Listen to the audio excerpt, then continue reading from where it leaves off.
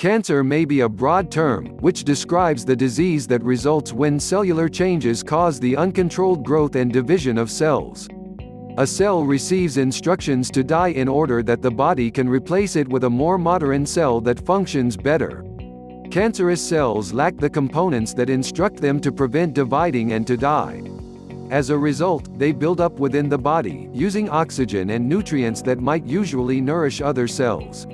Cancerous cells can form tumors, impair the system and cause other changes that prevent the body from functioning regularly. Cancerous cells may appear in one area, then spread via the lymph nodes.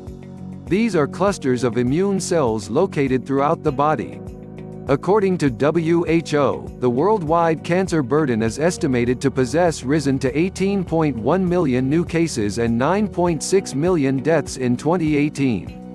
1 in 5 men and 1 in 6 women worldwide develop cancer during their lifetime, and 1 in 8 men and 1 in 11 women die from the disease. There are numerous risk factors liable for causing cancer.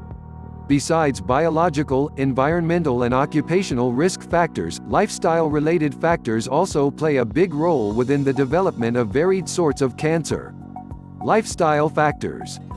Many of the factors potentially influencing our chance of developing cancer come from our lifestyle and our personal choices. This suggests that we've some control over our exposure to those factors.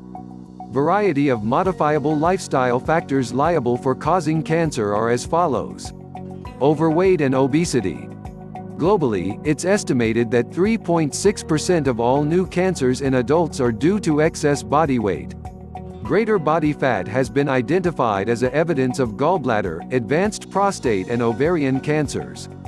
There's convincing evidence that abdominal obesity increases the danger of colorectal cancer and endometrial carcinoma, and may be evidence of carcinoma. Adult weight gain has been identified as an extra evidence of postmenopausal carcinoma. So, maintaining a healthy weight throughout life has clear health benefits and should have a crucial protective effect against cancer. Physical inactivity. Globally, it's been estimated that 135,000 deaths from cancer annually are due to physical inactivity. Physical activity protects against certain cancers and also limits weight gain, itself an explanation for some cancers. To reduce risk of cancer, the adults should accumulate 150 to 300 minutes of moderate intensity physical activity or 75 to 150 minutes of vigorous intensity physical activity, or the same combination of both moderate and vigorous activities, each week. Activity at the upper end of the size, i.e. 300 minutes of moderate, 150 minutes of vigorous, is required for the prevention of unhealthy weight gain and a few cancers. It's also recommended to attenuate the quantity of your time spent in prolonged sitting and to interrupt up long periods of sitting as often as possible. Diet. Worldwide, it's been estimated that 374,000 cancer deaths annually are often attributed to low fruit and vegetable intake. A varied diet of nutritious foods, including vegetables, fruits, grains, dairy products, lean meat, fish and water, and limiting intake of foods with saturated fat, added salt and added sugars is suggested.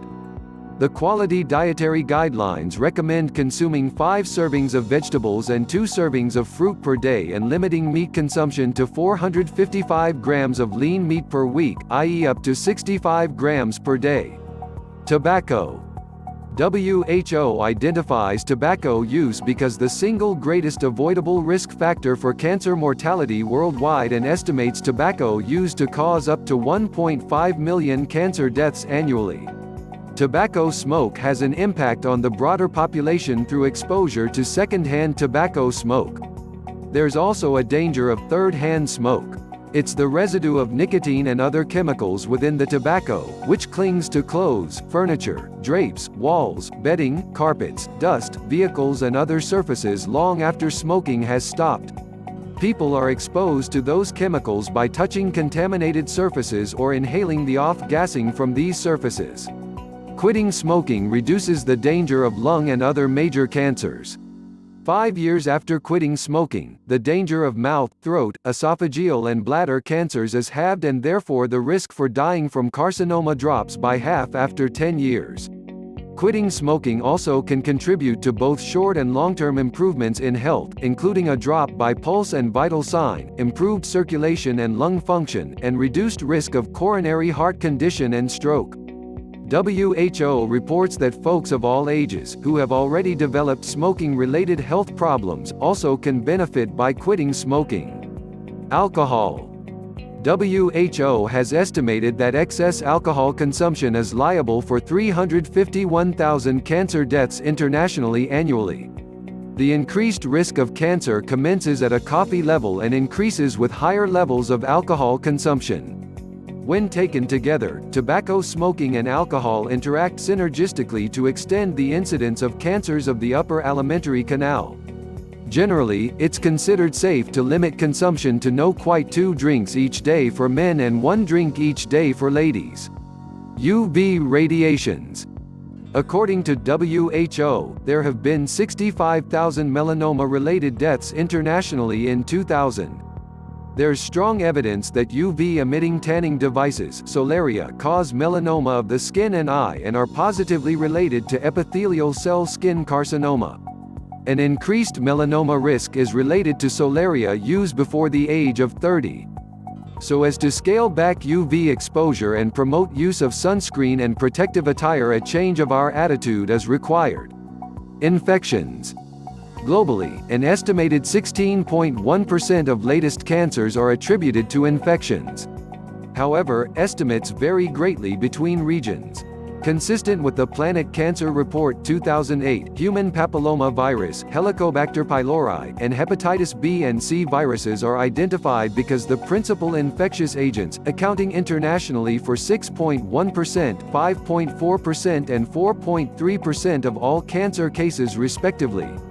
They cause together 1.9 million cancer cases worldwide.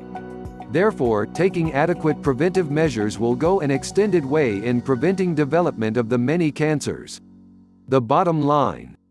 It has been observed worldwide that incidences of all kinds of cancers are steadily increasing, that an outsized number of risk factors are responsible.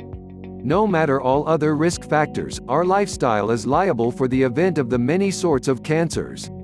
It's worth knowing that the majority of our lifestyle factors are modifiable. By modifying them appropriately, we will stop the event of the many cancers.